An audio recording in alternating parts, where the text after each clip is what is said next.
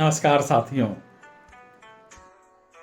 आज जमुना के तीर सखी कान्हा रचाए हैं रास, इस गीत के बारे में बात करते हैं। आज जिस गीत को उठाया गया है उसकी मेलोडी का जवाब नहीं। सन 1956 में यह रास गीत जारी हुआ। वैसे हिंदी फिल्म संगीत में और भी रास गीत मिलते हैं, पर इस गीत की मिठास तक कोई नहीं पहुंचता। इसमें उत्सव का रंग और ढोलक की फूटती जवानी महसूस करते बनती है। सरस्वती कुमार दीपक की कलम से उतरा और अजीत मर्चेंट की धुन और मीठे मादक ऑर्केस्ट्रा में आबद्ध यह गीत वन प्रांतर के झरने सा खिलखिलाता, हरहराता बहता जाता है। मन को इस आकुलता बेकली से भरता है कि हाय, अब क्या किया जाए। कहर ढाती है युवा आशा की मादक नुकीली और मधुर आवाज।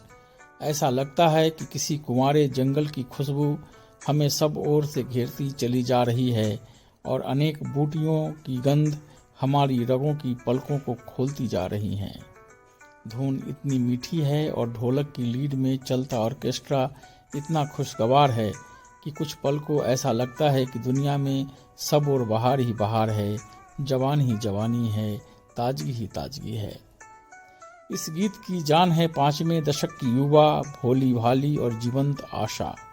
उनके गले का कंपन और मादक नुकीलापन यहाँ सुनते ही बनता है। धुन मीठी और ताल प्रधान है, उसे गाने में आशा को और भी मजा आता है। यह अतिरिक्त उत्साह गीत को गायक के अपने माधुर्य से लबालब कर देता है। ओ लोच, ओ तोड़, ओ झटका, ओ पोज और आवाज़ की वो कमसिनी जो इस गीत में आशा की खुशखुशियत बनते हैं, श्रोता के दिल पर गाज गिराते चलते हैं। कोरस भी अपनी जगह जीवंतता से अपने काम को अंजाम देता है। मन आनंद से छक जाता है और एक प्यारी सी विकलता तड़पाने लगती है। आखिर इस सौंदर्य को किन बाहों में भर लिया जाए, इस ताजी हवा को किस गठरी में बांधकर कोठरी में छिपा दिया जाए। फिल्म इंद्रलीला की इस खूबसूरत मेलोडी को आप जरूर सुनिएगा। सुनते समय इस बात को जरूर ध्यान में रखिए कि आप गुजरे जमाने का गीत सुन रहे हैं, जब भारत की आत्मा गांवों में, कस्बों में, खेतों में, खलिहानों में, गीत जंगल की हरियाली में, पनघट पर और त्योहारों के कोरसी गीतों में केंद्रित थी। उसी हिसाब से तब गीतों की धुनें और संगीत दोनों होते थे। ये हमारे मनों को छूते थे, क्योंकि इसी देश की मिट्टी से हम उपजे थे और यहाँ की हवा बयार को पीते हुए हमारे मन बने थे। आज भी अपनी जड़ों में हम कहीं न कहीं हिंदुस्तानी हैं और इसीलिए तब की मेलोडियाँ हमारे सिर पर सवार होकर अपनी तारीफ में कसीदा पढ़वा ही लेती है। इस रास गीत की धुन शैली से मिलते जुलते और भी कोरस गीत गाए थे, जैसे आई बैरन बहार, देखे देखो निहार, ऋतु आई बसंत बहार, बता दो जरा सखियों री मेरे मन की बात, आज मेरे मन में सखी बांसुरी बजाए, शाम ढले खिड़की तले, मैं तो भूल चली बारबोल का देश।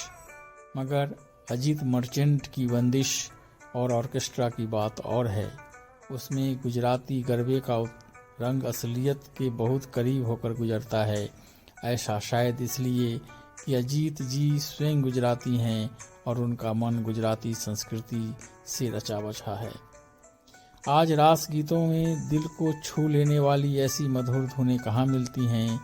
वही है शाहिदों साकी मगर दिल बुझता जाता है, वही है शमा लेकिन रोशनी कम होती जाती है, वही है ज़िंदगी लेकिन जिगर ये हाल है अपना कि जैसे ज़िंदगी से ज़िंदगी कम होती जाती है।